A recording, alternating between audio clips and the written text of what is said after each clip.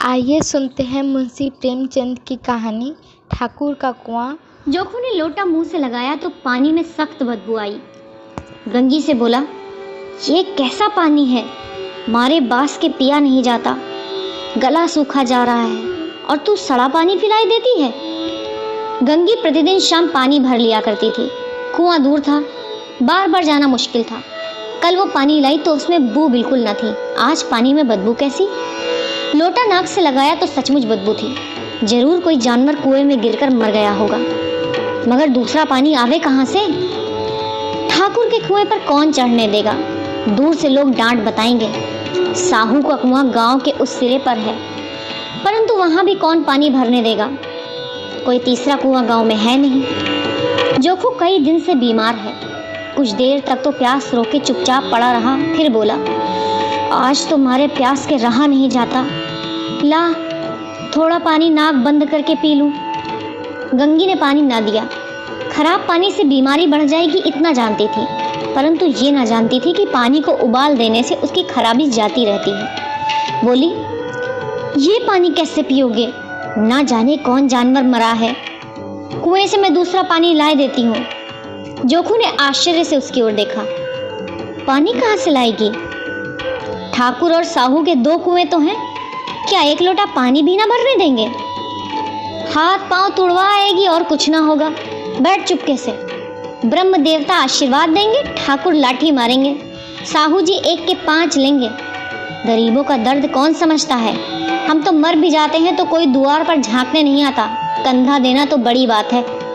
ऐसे लोग कुएं से पानी भरने देंगे। इन शब्दों में कड़वा सत्य था। गंगी क्या जवाब देती, किंतु उसने वो बदबूदार पानी पीने को ना दिया।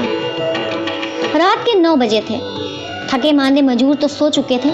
ठाकुर के दरवाजे पर 10-5 बेफिक्रे जमा थे। मैदानी बहादुरी का तो अब न जमाना रहा है न मौका। कानूनी बहादुरी की बातें हो रही थी। कितनी होशियारी से ठाकुर ने थानेदार को एक खास मुकदमे में रिश्वत दी और साफ निकल गए। कितनी अकलमंदी से एक मार्के के मुकदमे की नकल ले आए। नाजिर और मोहतमिम सभी कहते थे नकल नहीं मिल सकती।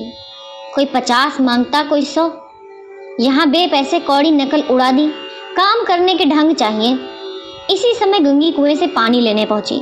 कुप्पी की धुंधली रोशनी कुएं पर आ रही थी। गंगी जगत की आड़ में बैठी मौके का इंतजार करने लगी। इस कुएं का पानी सारा गांव पीता है, किसी के लिए नहीं रोका, सिर्फ ये बदनसीब नहीं भर सकते। गंगी का विद्रोही दिल रिवाजों, पाबंदियों और मजदूरियों पर चोटें करने लगा। हम क्यों नीचे हैं और ये लोग क्यों ऊंचे हैं? इसलिए कि ये लोग गले में तागा डाल लेते हैं। यहाँ तो जितने हैं एक से एक छंटे हैं। चोरी ये करें, जाल फरेब ये करें, झूठे मुकदमे ये करें। अभी इस ठाकुर ने तो उस बेचारे गरड़िए की भेड़ चुरा ली थी और बाद में मारकर खा गया। इन्हीं पंडित के घर में तो 12 मास जुआ होता है। यही साहू जी घी में तेल मिलाकर बेचते हैं। काम करा लेते हैं, मजूरी देते नानी मरती है। किस किस बात में हमसे ऊंचे हैं। हम गली गली चिल्लाते नहीं कि हम ऊंचे हैं, हम ऊंचे हैं। तभी गांव में आ जाती हूँ तो रस भरी आंखों से देखने लगते हैं, जैसे सबकी छाती पर सांप लौटने लगता है। परंतु घमंड ये कि हम ऊंचे हैं। कुएं पर किसी के आने की आहट हुई। गंगी की छाती धक धक करने लगी। कहीं देख ले तो गजब हो जाए, एक लात भी तो नीचे न पड़े। उसने घड़ा और रस्सी उठा ली और झुककर चलती हुई एक वृक्ष के अंधेरे साये में जा खड़ी हुई। कब इन लोगों को दया आती है किसी पर। बेचारे महंगों को इतना मारा कि महीनों लहू थूकता रहा, इसलिए तो कि उसने बेगार न दी थी। इस पर ये लोग ऊंचे बनते हैं। कुएं पर स्त्रियां पानी भरने आई थी। इनमें बात हो रही थी। खाना खाने चले और हुक्म हुआ कि ताजा पानी भर लाओ, घड़े के लिए पैसे नहीं हैं। हम लोगों को आराम से बैठे देखकर जैसे मर्दों को जलन होती है। हाँ, ये तो ना हुआ कि कलसिया उठाकर भर लाते, बस हुक्म चला दिया कि ताजा पानी लाओ, जैसे हम लौंडिया ही तो हैं। लौंडिया नहीं तो और क्या हो तुम। रोटी कपड़ा नहीं पाती, 10-5 रुपए भी छीन झपट कर ले ही लेती हो। और लौंडिया कैसी होती हैं? मत लजाओ दीदी, छिन भर आराम करने को जी तरस कर रह जाता है। इतना काम किसी दूसरे के घर कर देती तो इससे कहीं आराम से रहती।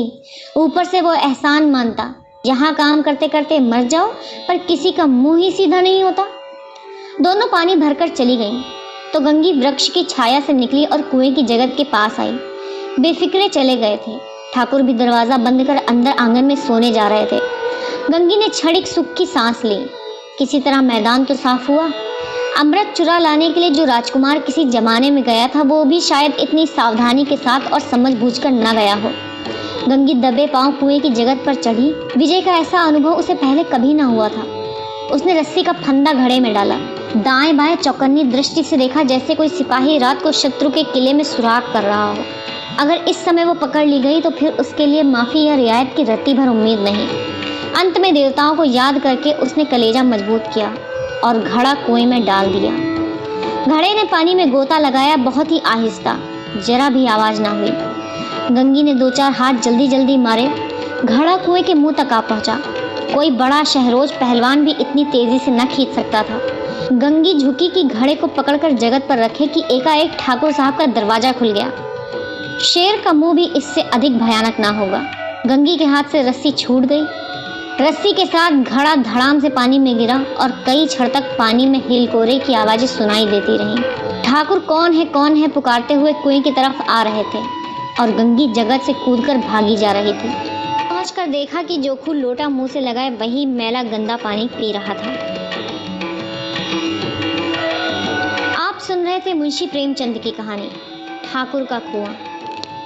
Thanks for watching. अगर अच्छा लगा वीडियो तो लाइक शेयर सब्सक्राइब ज़रूर कर दीजिएगा।